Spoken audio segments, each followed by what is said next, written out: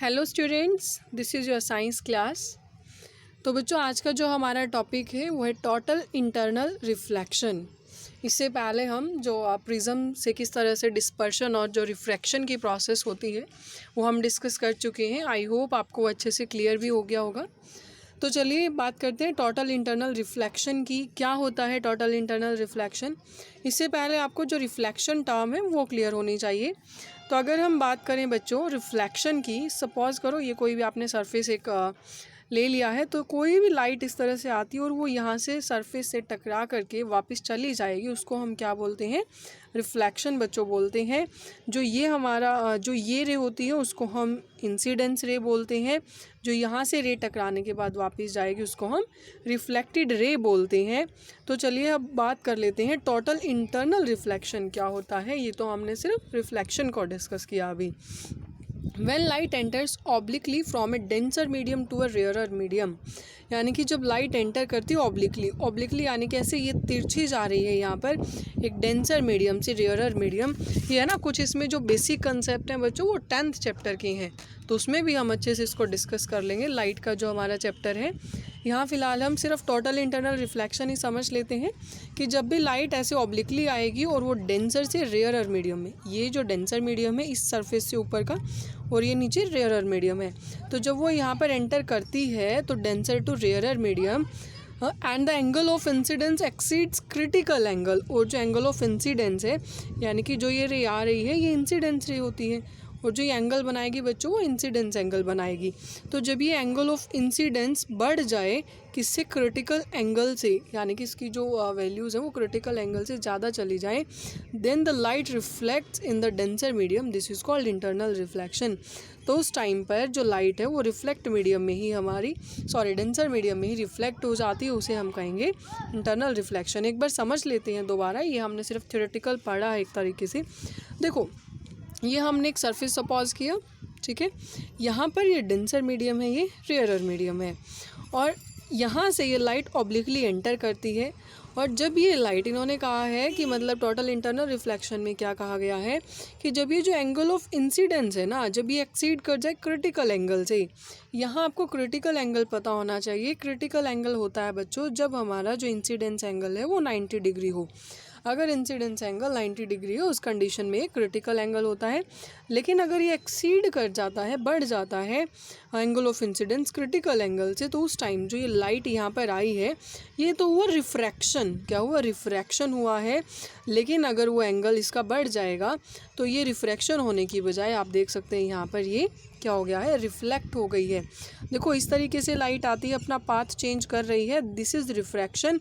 और अगर वो लाइट आके टकरा के वापस चली जाए, दिस इज़ रिफ्लेक्शन। ओके, तो कंफ्यूज नहीं होना है।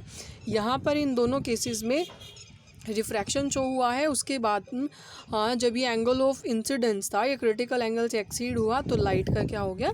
रिफ्लेक्शन हो गया है। तो ये आपने समझना है, इसी को हम कहेंगे टोटल इंटरनल रिफ्लेक्शन। चलिए आगे हम बात कर लेते हैं कि टोटल इंटरनल रिफ्लेक्शन के लिए कौन सी कंडीशंस हमारी नेसेसरी हैं, क्या क्या यहाँ पर कंडीशंस होनी चाहिए।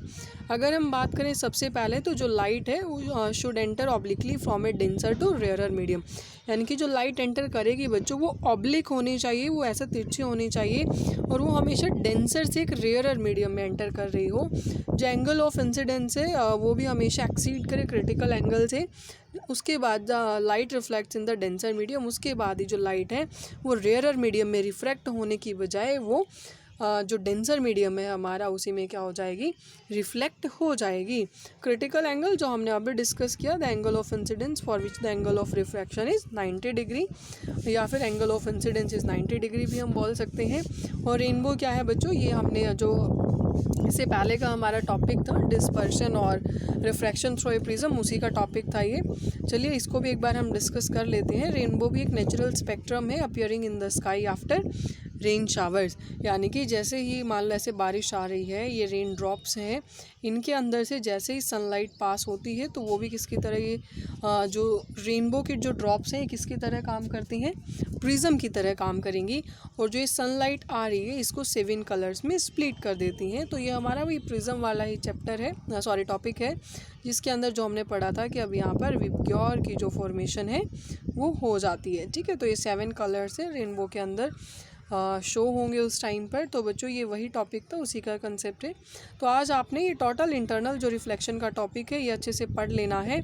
और साथ में अगर हम बात करें रेनबो के ही कुछ और कंसेप्ट है यहाँ पर। Rainbow is observed in the direction opposite to sun, यानी कि कभी भी ऐसा नहीं होता है कि इधर ही सन है और इसके साथ में ही आपको रेनबो दिखाई दे रहा है, नहीं। क्योंकि रेनबो कैसे होगा बच्चों, यहाँ पर अगर ये सनलाइट्स आ रही हैं तो यहाँ पर जो रेन ड्रॉप्स हैं वो होनी चाहिए, और यहाँ से वो जब वो रेन ड्रॉप्स रिफ्रैक्ट हो जाएंगी तो यहाँ पर रेनबो बनेगा। ठीक है, इसको आप इस डायग्राम से भी समझ सकते हैं। ये सनलाइट आती है यहाँ पर, सनलाइट यानी कि ये वाइट लाइट है जो 7 कलर्स में स्प्लिट होने वाली है। उसके बाद यहाँ से रिफ्रैक्शन होना शुरू हुआ, डिस्पर्शन होना शुरू हुआ, और ये टोटल इंटरनल रिफ्लेक्शन भी हुआ। तो ये बहुत इंपॉर्टेंट पॉइंट है नोट करने वाला कि टोटल इंटरनल रिफ्लेक्शन इसके अंदर हो रहा है, जिसकी वजह से जो 7 कलर्स हैं वो हमें दिखाई देते हैं। ये हमारी ह्यूमन आई है, हमें 7 कलर्स शो हुए यहाँ पर। ठीक है, तो 3 फिनोमिना यहाँ पर इन्वॉल्व होते हैं रेनबो में, dispersion, refraction and internal reflection. ठीक है, तो ये आपने कर लेना है अच्छे से, इसको पढ़ लेना। एक होता है बच्चों एटमॉस्फेरिक रिफ्रैक्शन। एटमॉस्फेरिक रिफ्रैक्शन क्या होता है, यानी कि the refraction by different layers of atmosphere, यानी कि जब बहुत सारी जो एटमॉस्फेयर की लेयर्स हैं उनके अंदर रिफ्रैक्शन की प्रोसेस हो तो उसे हम क्या कहेंगे, एटमॉस्फेरिक रिफ्रैक्शन। आपको पता होना चाहिए जो हमारी अर्थ है इसके चारों तरफ क्या प्रेजेंट होता है, एक एटमॉस्फेयर, यानी कि ब्लैंकेट ऑफ गैसेस या ब्लैंकेट ऑफ एयर हम कह सकते हैं। तो उनके अंदर भी बच्चों क्या होता है, रिफ्रैक्शन होता है इस एटमॉस्फेयर में। ठीक है, तो इस एटमॉस्फेयर की लेयर्स में जो रिफ्रैक्शन होगा उसे ही हम क्या कहेंगे, एटमॉस्फेरिक रिफ्रैक्शन। इसमें होगा क्या, apparent flickering of objects placed behind a hot object और फायर, यानी कि हमें जो चीज़ें वो थोड़ा टिमटिमाती हुई सी दिखाई देंगी। Stars near the horizon appear slightly higher than their actual position. अगर हम बात करें जो स्टार्स हैं यानी कि जो तारे हमें दिखाई देते हैं, नॉर्मली जो उनकी जगह होती है उससे वो थोड़ा सा हमें ऊपर ही दिखाई देंगे। किसकी वजह से, इस रिफ्रैक्शन की वजह से ही। Advanced sunrise and delayed sunset, यानी कि हमें अगर आपने नोटिस किया हो जो सूर्योदय होता है और जो हमारा सूर्यास्त होता है तो वो 2 मिनट हमें पहले दिखाई देता है सनराइज से और 2 मिनट बाद तक वो दिखता रहता है सनसेट में, मतलब वो लालिमा सी हमें आसमान में दिखाई देती रहती है। तो वो हमारा एडवांस्ड सनराइज़ और डिलेड सनसेट भी किसकी वजह से होता है, एटमॉस्फेरिक रिफ्रैक्शन की वजह से। ठीक है, तो ये ट्विंकलिंग ऑफ स्टार्स में हमारा ये यूज़ हो रहा है। और जो एक्चुअल पोजीशन स्टार्स की हमें नहीं दिखाई देती, एक्चुअल से वो थोड़ा ऊपर ही दिखाई देते हैं, वो भी रिफ्रैक्शन की वजह से। एडवांस सनराइज़ और डिलेड सनसेट भी किसकी वजह से, एटमॉस्फेरिक रिफ्रैक्शन की वजह से। Apparent flattering of sun's disc, यानी कि जो सन है हमें अगर आप इस तरह हमें बिल्कुल मतलब एक बॉल की बजाय दिखाई देने की, वो हमें एक प्लेट की तरह है ना दिखाई देता है कि जैसे सन सामने एक ऐसे प्लेट सी रखी हुई है सिंपल, जो टोटली सनलाइट प्रोड्यूस कर रही है। तो वो भी किसकी वजह से होता है, एटमॉस्फेरिक रिफ्रैक्शन की वजह से ही। ये ट्विंकलिंग ऑफ स्टार्स भी हमने पढ़ा, ये वैसे तो 2 अलग अलग कंसेप्ट हैं लेकिन दोनों में ही एटमॉस्फेरिक रिफ्रैक्शन यूज़ हो रहा है। यहाँ पर बच्चों आपने ना कंफ्यूज नहीं होना अपारेंट फ्लिकरिंग वाले में। इसमें क्या है कि कोई भी चीज़ आपको जलती हुई दिखाई देती है तो लाइक क्रैकिंग साउंड के टाइम पर जो वो मतलब एक तरह से आपको ना टिमटिमाती हुई कोई चीज़ दिखाई देती है, तो वो टॉपिक इसमें आ रहा है। ट्विंकलिंग ऑफ स्टार्स हमारा हो गया।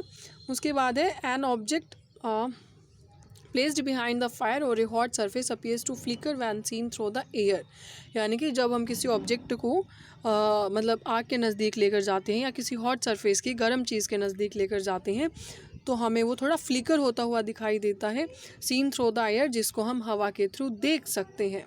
ठीक है, तो ये भी हमारा जो कंसेप्ट है सारे के सारे एटमॉस्फेरिक रिफ्रैक्शन के ही होंगे। इसमें क्या होता है, the air above hot surfaces becomes hot and rises, यानी कि सपोज करो ये हॉट सरफेस है, इसके जो ऊपर जो भी हवा थी वो भी काफ़ी मतलब गर्म हो जाती है, जिसकी वजह से लेवल थोड़ा राइज अप हो जाएगा।